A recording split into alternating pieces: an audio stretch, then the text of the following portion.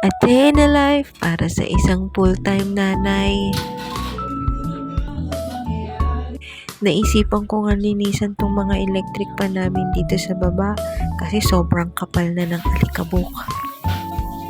Nakakahiya para sa mga bisitang dumarating.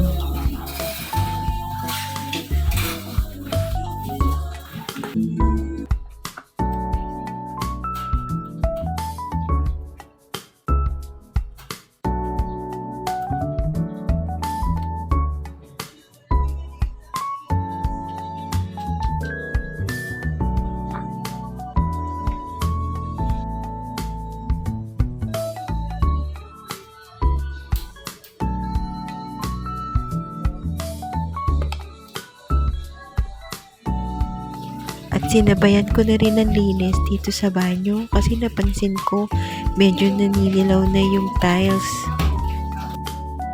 Ang ginamit ko nga po palang panglinis dito sa banyo ay yung Sunrox na kulay purple. Kayo po, any suggestion? Sa tingin nyo, tama po ba yung ginawa ko? Or meron kayong pwedeng isuggest sa akin na effective para panlinis dito sa banyo? Ayaw ba niya umuwi?